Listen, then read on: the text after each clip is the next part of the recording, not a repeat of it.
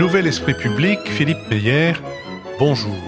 Bonjour, nous voici donc à l'école alsacienne où nous allons avoir avec le public une conversation consécutive à notre enregistrement autour de deux points. Le premier point qui sont les conséquences internationales des événements du 7 octobre en Israël et le deuxième point qui sont les conséquences en France de ces événements du 7 octobre. Et sans plus tarder, la première question, monsieur, s'il vous plaît.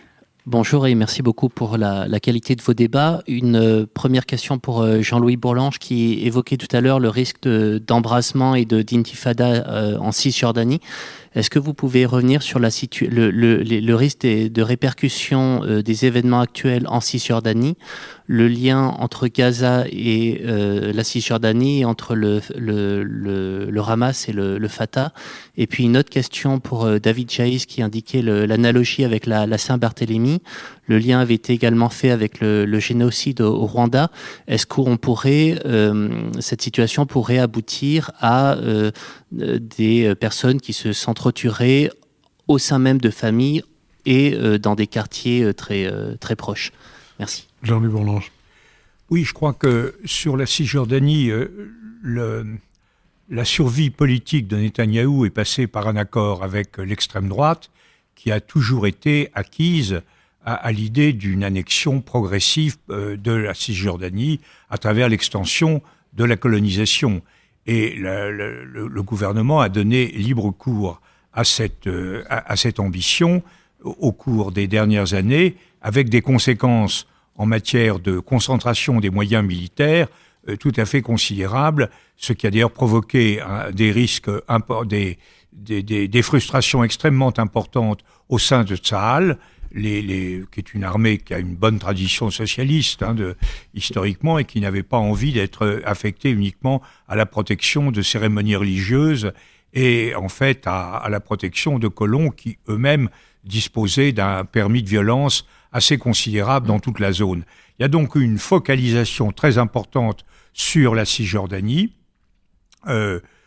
qui en même temps avait pour effet de ruiner encore un peu plus l'autorité, si tant est, entre guillemets, de l'autorité palestinienne, l'autorité morale et politique de ce qu'on appelle l'autorité palestinienne, et à laisser le Hamas, dont on était assez satisfait que ça existe, parce qu'il est tellement imprésentable en termes de droits de la personne, en termes d'alternatives, et tellement peu soucieux de construire une alternative palestinienne, puisque le Hamas ne veut pas deux États, il veut la destruction de l'État d'Israël. Donc, ce n'était pas du tout le schéma initial, Yitzhak Rabin, Arafat, qui avait prévalu dans les accords d'Oslo. Donc, on a laissé cela, et en même temps, on a accru le désespoir de toute la région, et les services secrets. Alors là, on est quand même dans une situation de très grande incertitude. Comment le Shin Bet, qui est le meilleur service avec le Mossad pour l'extérieur, le Shin Bet pour la sécurité intérieure, qui sont les meilleurs services de renseignement du monde, qui ont en tout cas cette réputation, comment n'ont-ils pas rien vu venir? Est-ce qu'ils étaient évidemment très concentrés sur la Cisjordanie? Donc maintenant, on est dans cette situation, et si le conflit se produit, la réaction militaire de Tsahal entraîne, moi je ne sais pas, je n'arrive pas à comprendre les concepts stratégiques qui permettraient à Tsahal de mener une destruction des forces militaires du Hamas sans faire d'immenses dégâts collatéraux. Je pense qu'ils réfléchissent à ça avec beaucoup de professionnalisme et d'intensité, mais je crois que c'est extrêmement difficile. Et si on avait effectivement une situation de désespoir absolu, si le maréchal Sissi en Égypte continuait de bloquer la frontière, il veut absolument la bloquer parce que ses pires ennemis, c'est les frères musulmans. Il n'a aucune envie d'avoir 1 million ou 2 millions de frères musulmans chez lui. Donc si on est dans cette situation-là, il peut y avoir une situation de violence qui provoquerait à ce moment-là des réactions, notamment de la jeunesse en Cisjordanie. Et puis, par contre-coup, parce que le Hezbollah représenterait quand même un pouvoir de diversion très importante sur le plan stratégique, il y a donc une possibilité d'intervention. Alors là, vous voyez, Israël confronté à une guerre difficile sur le Hamas, menacé par une intifada en Cisjordanie et agressé par le Hezbollah, c'est une situation obsidionale, insupportable psychologiquement et politiquement pour Israël, et ça peut donner lieu à une surenchère extrêmement préoccupante avec l'idée que qu'il faut frapper l'Iran, en finir avec l'Iran. Ça, c'est le scénario catastrophe, mais il est effectivement impliqué par ce choix initial partagé entre le Hamas et le gouvernement israélien de refuser toute solution raisonnable au peuple palestinien et partagé également par les puissances sunnites, l'Arabie saoudite, le Maroc, la plupart des puissances sunnites qui ont dit non, on en finit. L'Égypte, on en finit, les Palestiniens, ça va aller comme ça.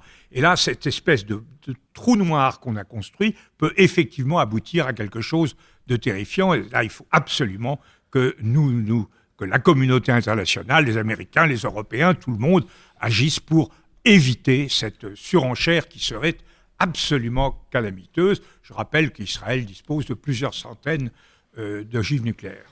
David Jayes. Oui, alors il faut toujours être très précautionneux avec les analogies historiques, mais je trouve que se plonger dans l'histoire des guerres de religion est intéressant pour comprendre que on n'est pas dans un conflit militaire qui oppose deux belligérants, deux États, deux armées régulières.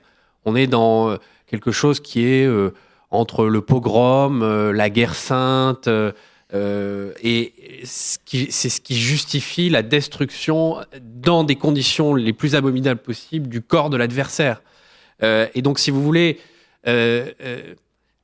c'est très inquiétant parce que y a une violence qui est quasiment eschatologique. Jean-Louis parlait tout à l'heure de la fin de la guerre d'Algérie. On peut aussi voir une analogie avec la fin de la guerre d'Algérie. D'abord, dans le degré de haine qui est atteint par chacune des parties en présence. C'est-à-dire qu'aujourd'hui, vous avez 50% de Palestiniens qui ont moins de 20 ans.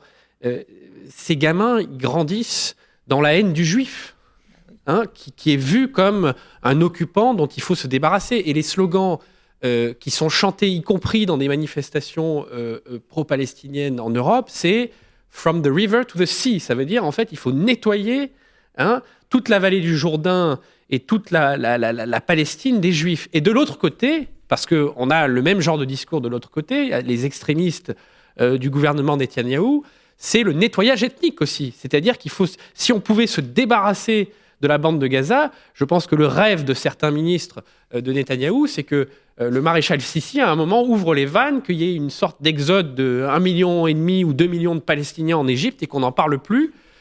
Côté Cisjordanie, on a une pratique de la colonisation qui est systématique. 80% du territoire de la Cisjordanie a été grignoté par la colonisation.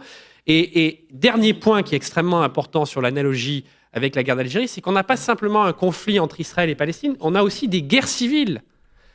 À l'intérieur de la Palestine, il y a des guerres très dures entre les différentes factions, le djihad islamique, le Hamas et le Fatah, qui aujourd'hui est dans une situation catastrophique, parce que je pense que même en Cisjordanie, il y a un soutien fort pour le Hamas, et on a un Mahmoud Abbas qui est devenu complètement inconsistant, retranché dans son quartier général, et qui n'a à peu près rien à dire sur ce qui se passe aujourd'hui. Mais côté israélien, on a une forme de guerre civile larvée aussi, puisque Israël est une miniaturisation de la crise de la démocratie qu'on voit partout dans le monde, avec un État israélien qui devient à la fois ultra-autoritaire, on voit cette réforme imbécile de la justice qui a provoqué de très violentes manifestations, ultra-inefficace. Moi, je pense que l'effondrement des services de sécurité est lié à cette inconsistance politique et à un niveau de querelle, de controverse et de division politique qui est extrême. Donc c'est une situation extrêmement dangereuse. Et l'analogie avec la guerre d'Algérie n'est pas inintéressante de ce point de vue-là, parce que c'était à la fois une guerre entre la France et le mouvement de libération algérien, mais c'était aussi une guerre civile à l'intérieur du mouvement algérien et une guerre civile et idéologique à l'intérieur de la République française autour de la question de la décolonisation. Il y a quelque chose dont on n'a pas du tout parlé, c'est la diaspora palestinienne. Et je pense que cette diaspora palestinienne, qui est très nombreuse, qui quitte la Palestine depuis très longtemps, qui est nombreuse aux États-Unis, qui est nombreuse à Londres, qui est très présente aussi en France. Le rôle de cette diaspora peut être, sans doute, je l'espère, parce que je ne veux pas qu'on soit uniquement dans le désespoir, peut-être jouer un rôle important. Cette diaspora palestinienne qui est restée liée, bien sûr, avec la Palestine, même si avec le temps, peut-être qu'elle s'en éloigne, mais elle finance aussi, peut-être contribuer à trouver un chemin très, très, très difficile. Et une autre question, moi, qui me préoccupe, qui m'interroge depuis longtemps, c'est comment la menace qui pèse sur les Palestiniens depuis si longtemps ne les a pas conduits à former une unité nationale. Il n'y a pas, j'allais dire, d'unité nationale palestinienne, malgré la menace qui pèse sur eux. Les rivalités internes prennent toujours le pas. Et pour moi, c'est une interrogation. Monsieur. Oui, merci. Et merci encore pour la qualité de votre discussion et de vos interventions. J'avais deux petites questions. Une qui résonne un peu sur la première question du monsieur. Ça concerne le rôle de l'OLP. On n'entend pas du tout parler de l'OLP depuis le 7 et le 8 octobre dernier. Et on reste sidéré par l'absence à la fois médiatique et politique de cette organisation. Et je voudrais savoir si vous avez une opinion à ce sujet. Et la deuxième question, si vous voulez, concerne, en prenant une perspective beaucoup plus large, la question des doubles standards. La double standard, c'est un concept, une notion dont on entend parler maintenant depuis de nombreuses années et qui consiste à faire la différence entre les choses comme elles sont vues par le bloc de l'Ouest, si on peut dire, et le Sud global, si on peut dire également, si vous me permettez ces appellations. Et donc je voulais savoir comment cette notion de double standard peut également, ou s'applique plus ou moins également à cette tragédie. Merci. David Jay. Moi, je vais juste répondre sur le double standard, parce qu'effectivement, il faut comprendre qu'aujourd'hui, on l'a vu avec la guerre en Ukraine, on le voit avec le conflit israélo-palestinien, l'Occident est de plus en plus isolé dans le Sud global. Alors moi, j'aime pas trop cette expression parce qu'il y a une très grande diversité, mais dans ce qu'on appelle le Sud global, il y a une position quasi unanime aujourd'hui de soutien à la Palestine. J'écoutais hier le discours du président d'Afrique du Sud, assez largement quand même. Je vois, il n'y a pas beaucoup de pays qui... Bon. Et sur la guerre en Ukraine, c'est pareil. Et donc en réalité, l'Occident est extrêmement isolé. L'accusation de double standard, elle est d'autant plus vivace que l'Occident n'a plus les moyens aujourd'hui de la force, les moyens qu'il avait il y a 20 ou 30 ans.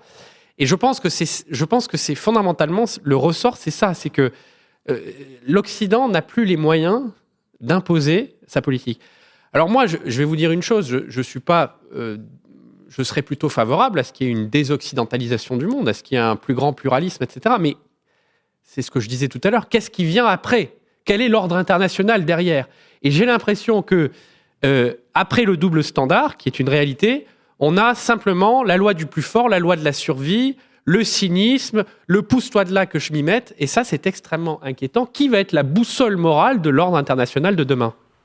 Quelqu'un sur la même question ? Et moi, je voudrais simplement dire, quand tu dis, David, que l'Occident est totalement isolé, et quand tu regardes vraiment la carte de l'Afrique aujourd'hui, pour ceux qui sont sur les mêmes positions, mais pas seulement de l'Afrique, mais d'Amérique du Sud, sur les mêmes positions que l'Occident, par exemple, tu vas trouver l'Argentine, tu vas trouver l'Équateur, tu vas trouver le Pérou, et de même en Afrique, parce que j'ai pris la peine de le regarder, le Sénégal, le Ghana, le Togo, le Cameroun, le Congo, la Zambie, le Botswana. C'est-à-dire que ce n'est pas du tout la même carte que celle qu'on a eue au moment de l'Ukraine. Donc on a une différence entre les deux, et je crois qu'elle est quand même importante à prendre en compte. Nicole, des autos ? Oui, juste un point là-dessus. D'accord avec Béatrice, c'est pas du tout la même carte que sur l'Ukraine, et je trouve qu'on a beaucoup plus d'unanimité globale pour condamner les attaques du Hamas par les États. En revanche, ce que l'on voit, c'est en particulier dans le monde arabe, une dichotomie de plus en plus forte entre des États qui sont plus ou moins proches des États-Unis, en tout cas qui ont besoin des États-Unis pour leurs armes, pour leurs armements, et une rue arabe qui, elle, est totalement pas seulement pro-palestinienne, parce qu'on peut être pro-palestinien sans être pro-Hamas. Il faut quand même faire la distinction entre les deux. Mais une rue arabe qui, elle, est complètement pro-Hamas. Et c'est ça la grande difficulté. Jean-Louis parlait tout à l'heure d'un risque de régionalisation du conflit, mais c'est pas simplement des États contre Israël, c'est aussi à l'intérieur des États arabes des mouvements, des opinions publiques, des citoyens qui sont très très proches du Hamas. On a prononcé pour la première fois le mot de l'Ukraine. Je pense qu'il faut aussi s'intéresser à la question de savoir comment ce qui vient de se passer à partir du 7 octobre détournera ou ne détournera pas, et si oui, dans quelle proportion, les regards et la recherche d'informations de la guerre en Ukraine, et comment aussi elle risque d'affecter le soutien qui est apporté à ce pays. Jean-Louis Bourlanges. Oui, pour la rue arabe, ce qui est quand même frappant, et la réaction des États sunnites en particulier, c'est quand même la relative modération jusqu'à présent des réactions. Ça ne préjuge pas du tout de l'avenir. Alors, je voulais répondre sur la question de l'OLP. Qu'est-ce que c'est que l'autorité palestinienne aujourd'hui ? C'est l'OLP, c'est l'OLP sans ce qui reste de l'OLP, boycotté par le Hamas. Et qu'est-ce qui reste de l'OLP ? Un vieillard totalement démonétisé, qui a été élu il y a 18 ans et à qui on refuse absolument toute possibilité d'existence, puisque son combat, c'était pour l'autonomisation de la Cisjordanie, et c'est très précisément ce que refuse le gouvernement israélien. Donc là, on a clairement démonétisé, délégitimé l'OLP. Mais il y a une dimension, pour apporter un complément à ce que disait David tout à l'heure, sur la question religieuse. Ce qui est frappant aussi, c'est la transformation d'un combat politique traditionnel, qui était le combat pour l'État d'Israël par une société qui était dirigée essentiellement par des socialistes, évidemment, avec cette connotation religieuse très compliquée en Israël, face à une autorité palestinienne qui était largement composée de chrétiens, notamment. Il y avait au moins 30% de chrétiens dans l'OLP, et qui était un combat politique. Or, ce à quoi on assiste actuellement, c'est à une double religiosisation, si je puis dire. En Israël, ce sont ces partis religieux incroyables, extrémistes, extrêmement dangereux, qui mènent une guerre religieuse sur les lieux saints, en Cisjordanie, partout. Et puis, en face de ça, la substitution à cette contestation laïque représentée par l'OLP d'une revendication de caractère ultra-religieuse incarnée par le Hamas. Ça, c'est une très profonde et très grave modification des forces en présence. Madame. Merci.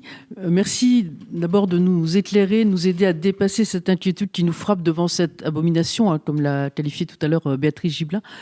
J'ai une question sur la guerre de l'information. Vous avez peut-être vu récemment la publication de David Colomb, je ne sais pas s'il est encore, ou déjà de vos amis. Est-ce que nos démocraties, nos vieilles démocraties, ne sont pas en train de perdre cette guerre de l'information qui n'est peut-être pas encore très visible dans nos stratégies? Et je vais prendre un point d'application très concret. On parle beaucoup, ça circule un peu en boucle, de ce qu'Israël ferait en termes de privation d'eau et d'électricité. La question de l'eau est évidemment un sujet extrêmement important dans la bande de Gaza. Ça m'a l'air assez compliqué. J'ai essayé de creuser, je n'ai pas trouvé grand-chose. Il semble que l'apport d'Israël en eau pour Gaza soit en fait très, très petit. Et ça, c'est des choses qui tournent, mais que personne n'explore. Donc, si vous voulez, c'est un petit point d'application. Je ne sais pas si vous avez des avis, premièrement, sur la guerre de l'information et sur ce point pratique très concret. Merci et merci pour tout. Merci, Madame Béatrice Gibelin. Effectivement, sur la question de l'eau est toujours mise en avant. Et ce n'est pas vrai que Gaza dépend exclusivement d'Israël pour l'eau. En revanche, pour l'électricité, oui, puisqu'elle a une seule centrale électrique et que le fuel pour la faire fonctionner vient d'Israël, assurément. En tout cas, le blocus total dont on parle toujours sur Gaza, il n'a pas été suffisamment total pour empêcher le Hamas de créer des milliers de roquettes, un armement. Il y avait bien du matériel qui rentrait pour pouvoir le faire. Bon. Donc, il est évident qu'en ce moment, c'est très utilisé tant par Israël en disant on fait une pression maximale et ils craqueront pour qu'on puisse récupérer les otages. Et bien évidemment, pour le Hamas, c'est ce que je disais au début, c'est le piège pour montrer qu'effectivement, Israël affame, crée une situation humanitaire absolument scandaleuse et que si c'est ça les démocraties, puisqu'Israël se représente comme démocratie, ça ne peut générer que effectivement une haine très profonde. Mais pour rester un tout petit peu optimiste dans ce qu'on a dit depuis tout à l'heure, je voudrais insister comme Jean-Louis Bourlanges. La rue arabe ne s'est pas mobilisée comme on aurait pu l'attendre. Je ne dis pas qu'il y a eu 0 manifestation, mais il n'y a pas eu, même en Algérie, il n'y a pas eu les manifestations auxquelles on s'attendait. Moi, j'ai été surprise de trouver une rue arabe plutôt assez calme. Passive peut-être. Oui, vous avez peut-être raison. En attente. Ou dans l'attente d'eux. Mais ça n'a pas flambé.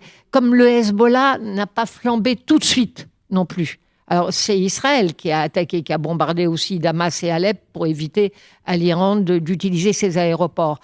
Mais on est vraiment dans l'attente. Hein. C'est pas le rivage des cirques parce que c'est beaucoup plus grave que ça. Mais on est dans l'attente de ce qui pourrait se passer. Et puis, je voudrais dire quand même encore une chose, peut-être, qui n'est pas sur votre discours des fake news ou des réseaux, mais c'est que l'Iran n'est pas dans une position interne de force. Je crois que c'est quelque chose qu'il faut aussi avoir en tête. Jean-Louis Bourlanges. Non, rien. Je crois que c'est ça qui fait que le scénario d'embrasement que j'évoquais est contenu et relativement... pour ça que je parlais de Paris pascalien à l'envers. Oui, tu as raison. Monsieur, le micro descend jusqu'à vous. Vous l'avez abordé légèrement.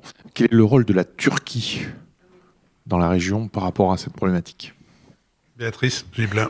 Alors, le rôle de la Turquie, c'est pour Erdogan, il y a plusieurs en fait, États qui essayent de jouer une carte de négociation. On n'a pas dit grand-chose de la Russie non plus. Hein. Mais la Turquie, on a évoqué le Qatar comme pouvant être peut-être un négociateur, puisque c'est lui qui finance beaucoup le Hamas, mais qu'il est aussi en pourparlers avec Israël et qu'il pourrait peut-être être un intermédiaire. La Turquie espère jouer un rôle d'intermédiaire, hein, pays musulman, qui parle effectivement de façon parfois indirecte, mais qui est prêt à négocier, à être le négociateur avec Israël, et qui pourrait aussi un peu négocier avec le Hamas. Et s'ils arrivaient à cela, si jamais ils arrivaient à jouer un rôle, alors évidemment, celui qui réussirait à conduire à une négociation aurait un prestige, puisqu'il aurait d'une certaine façon évité l'embrasement. Je dois dire qu'au rôle possible de la Turquie dans ces négociations, pour ma part, je n'y crois pas. Hein, je ne crois absolument pas qu'Erdogan soit dans cette capacité-là. Les relations sont très difficiles, hein, bien sûr, avec Israël, mais il pense qu'il y a une petite opportunité pour lui, comme il essaye d'être négociateur sur l'Ukraine tout autant. Nicole Niesato. Oui, si on essaye de voir des éléments un peu d'espoir dans la suite de cette guerre, d'abord, un point pour minorer le risque d'embrasement. Ce point-là, c'est que les États-Unis, non seulement ont envoyé 2 porte-avions, ce qui fait quand même 150 avions de combat et à peu près plus de 10 000 hommes sur zone, mais surtout, les Américains ont des bases militaires. Alors, en Turquie, c'est la plus grande base qui permet d'aller au Moyen-Orient, mais ils ont une base navale à Bahreïn, ils ont une base importante au Qatar, qui est même la plus grande base américaine de la région, où il y a le CENTCOM, le commandement américain pour la zone du Moyen-Orient. Donc, et il ne faut pas oublier non plus que, comme l'Arabie Saoudite, d'autres pays arabes, le Qatar, dépendent pratiquement à 70% des livraisons d'armes américaines pour leur propre défense. Donc, si les Américains voulaient couper le flot d'armes à ces pays, ils pourraient le faire. Donc ça, c'est un environnement qui est entre guillemets, dissuasive. Je ne dis pas que c'est rassurant, mais ça peut être dissuasif. Le seul contact que les Américains n'ont pas, la seule influence que les Américains n'ont pas, c'est bien sûr sur l'Iran. Et deuxième point, Philippe, si vous me permettez, sur le rôle, alors, que pourrait jouer l'Union européenne? Alors peut-être que ça va vous faire rire, mais je trouve que quand même, dans cette situation, l'Union européenne, qui pour l'instant se ridiculise, avec Madame von der Leyen qui va sous les bombes, là c'est vraiment... C'est inacceptable. Enfin, elle ne représente rien. Elle trahit le traité de l'Union européenne en faisant ça. Mais bref, c'est le problème, c'est la Commission, c'est pas les États membres. Mais cette Union européenne, il faut quand même se souvenir. Ça, je voudrais dire les choses. Nous avons été non seulement pionniers, mais leaders sur le conflit israélo-palestinien. En juin 80, le Conseil européen des 9 à l'époque décide que la seule solution au problème israélo-palestinien, c'est 2 peuples, 2 États dans des frontières sûres et reconnues. C'est la première fois que des Occidentaux disent ça. Les Américains sont furieux, les Israéliens encore plus, mais c'est une décision du Conseil européen. Et même dans la décision du Conseil européen, il est dit, nous tenons prêts à assurer sur le terrain, si besoin est, des garanties de sécurité aux 2 États qui vont être créés. Donc on était leader absolu sur cette affaire. Ensuite, donc ça c'était en 80. Ensuite, en 91, arrivent les accords d'Oslo et évidemment, les Européens sont très heureux de ces accords. Quand vous voyez la photo entre Rabin, Arafat et Clinton, vous vous dites qu'il y a un espoir formidable d'un processus de paix avec 2 peuples, 2 États. Et l'Union européenne décide complètement de soutenir ce processus, de laisser à l'Amérique le volet politique et de prendre le volet aide au développement et humanitaire, et c'est pour ça que depuis, nous sommes effectivement le premier pourvoyeur d'aide humanitaire et d'aide au développement à la Palestine, mais aussi le premier partenaire commercial d'Israël, et en particulier tous les produits agricoles, y compris ceux qui sont produits dans les colonies, rentrent dans un rapport de libre-échange avec l'Union européenne depuis 2000. On a un accord de libre-échange sur tous les produits avec Israël. Donc ça, c'était la 2e étape. La 3e étape, ensuite, c'est 2003, la guerre en Irak. Après le 11 septembre, l'Amérique décide d'envahir l'Irak en montant aux yeux de la planète.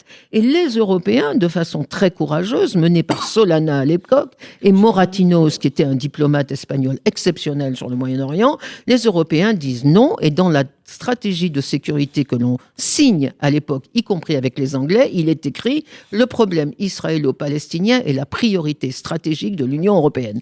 Les Américains étaient furieux, ils voulaient que ce soit le terrorisme, notre priorité stratégique, et on a maintenu le fait que c'est le problème israélo-palestinien. Et même à l'époque, on déploie 2 opérations militaires, une à la frontière entre Gaza et l'Égypte. Comment s'appelle ce poste ? Rafah. Ce sont des policiers européens qui, avec les Égyptiens, assurent le point de contrôle à Rafah entre 2005 et 2007. Ensuite, la situation explosant, on a gelé l'opération, mais elle est toujours en place. L'année dernière, on a prolongé le mandat de cette opération de contrôle des passages entre Rafah jusqu'en 2024. Donc on a une présence militaire sur place. Tout ça pour dire que même si aujourd'hui les Européens, nous ne sommes pas divisés sur cette affaire. La division, elle est dans la Commission, elle n'est pas dans les États membres. Tous les États membres condamnent l'opération de Hamas, tous les États membres défendent la même position, c'est 2 peuples, 2 États dans des frontières sûres et reconnues. Mais on a la légitimité historique, peut-être pour faire une proposition, je ne sais pas laquelle, je ne suis plus du tout dans les affaires, mais cette idée que de même qu'on était dans le quartet, on était dans la plus grande instance internationale avec les Russes, les Américains, l'ONU et l'Union européenne, c'était ça le quartet sur le conflit israélo-palestinien en 2003. L'Union européenne pourrait penser à un nouveau quartet, mais adapté au monde global, avec le Brésil, avec l'Inde, pourquoi pas avec la Chine, je ne sais, mais le Nigeria, dans lequel il y a de grandes colonies peuplées de gens de culture et de religion juive. Je trouve que l'Union européenne, aujourd'hui, devrait, et peut-être que la France devrait prendre cette initiative, Jean-Louis, devrait essayer de penser à un avenir, une conférence internationale, mais en sortant du monde occidental, en prenant les gens du Sud. Je pense qu'il y a là une grande matière à réflexion, plutôt que de voir Madame von der Leyen se promener au Moyen-Orient sous les bombes. uniquement parce qu'elle a, pour des raisons électoralistes, parce qu'elle a envie d'être reconduite l'année prochaine comme présidente de la Commission. Je ne crois pas d'ailleurs que ce soit le bon calcul. Non. Non. Non. Merci beaucoup. Est-ce qu'il y a d'autres questions? Bonjour. Bonjour. Je m'interroge, moi, sur la soutenabilité d'un tel conflit pour Israël, tant d'un point de vue financier, comment faire en sorte que l'économie d'Israël continue à tourner pendant tout ce conflit, comment payer la solde de 600 000 réservistes, la soutenabilité d'un point de vue politique également, puisqu'on voit qu'il y a une union autour de Benyamin Netanyahou avec un gouvernement qui est en train de se recréer. Pourtant, il me semble que M. Lapid ne s'est pas joint à ça, et au moment où on va aussi demander des comptes à pourquoi ce fiasco est arrivé. Et enfin, d'un point de vue humain, puisque voilà, la dynamique de population en Israël est escalée, avec les ultra-orthodoxes qui font beaucoup d'enfants, d'autres qui en font moins, les orthodoxes qui ont des dispenses pour aller servir dans l'armée, et on voit que également toutes les tensions qu'il y a eu au cours des derniers mois, avec des tensions au sein de Tsahal, avec des réservistes qui ne voulaient plus servir, pour une politique qu'ils n'estimaient pas juste. Voilà, comment Israël peut aussi tenir un tel conflit sur la durée? Béatrice Gibelin. Là, visiblement, en ce moment, on est sur une union sacrée. 360 000 réservistes qui ont été mobilisés dans un laps de temps court, et les gens, on n'a pas entendu qu'il y ait des réservistes qui disent qu'ils ne voulaient pas y aller. C'est-à-dire qu'on est là dans un moment où la patrie est en danger. À partir de là, on dépasse, et c'est là où on fait nation, on dépasse des querelles internes, on les retrouvera après.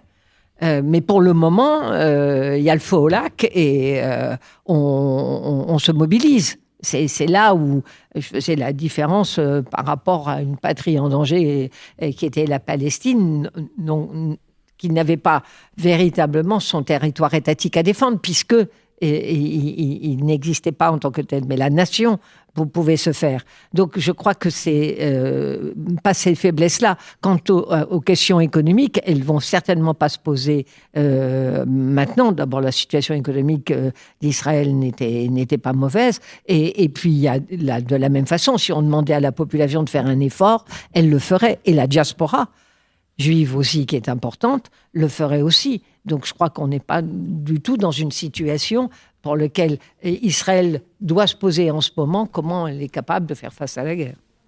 David Joyce. Oui, non, juste en un mot, je ne suis pas sûr que ce soit un problème matériel ou financier. En revanche, depuis le 7 octobre, il y a deux choses qui ont profondément changé. La première, c'est le sentiment de sécurité intérieure pour les civils en Israël, parce que jusqu'à présent, les relations Hamas-Israël, c'était en gros des attentats, des tirs de roquettes interceptés par le dôme de fer, et puis ensuite une campagne de bombardement aérien qui durait quelques jours, et puis c'était une espèce de deal presque tacite entre les deux belligérants. Là, on a complètement changé de nature. La deuxième chose, c'est quand même l'effondrement du système de sécurité israélien. On a vu la vulnérabilité à la fois du Shin Bet, des services de renseignement militaire, de l'armée israélienne. Il n'y avait personne. On a ces images quand même très frappantes de milliers de personnes qui franchissent les postes frontières. Il n'y a pas un pelé, pas un tondu pour garder les frontières. Et donc là, Israël, à mon sens, entre dans une zone extraordinairement dangereuse. Dans les prochaines heures ou dans les prochains jours, on va avoir le début de la campagne terrestre. On ne sait pas comment exactement ça va se passer. Et pour peu que ça dérape un peu, Israël est quand même entouré par des gens qui lui veulent beaucoup de mal. Et si vous voulez, Hezbollah, c'est 100 000 roquettes. C'est-à-dire que Hezbollah, c'est beaucoup plus dangereux que le Hamas. Et c'est soutenu militairement par l'Iran, par la Syrie. Et donc là, il va y avoir, dans la conduite des opérations, quelque chose d'extrêmement dangereux dans les jours qui viennent pour Israël. Je vous remercie. Je remercie tous ceux qui sont restés, c'est-à-dire tout le monde d'ailleurs, en réalité, pour cette deuxième partie qui sera donc diffusée mercredi. Bon, tu es un bon pasteur. Philippe, tu remercies les fidèles qui sont là au lieu d'engueuler les fidèles pour ceux qui ne sont pas là. Mais oui, mais quoi qu'il en soit, et sans rentrer dans cette compliquée rhétorique, je vous remercie. Je vous dis à dimanche prochain pour un nouvel Esprit public. Et ensuite, au mercredi suivant pour la continuation.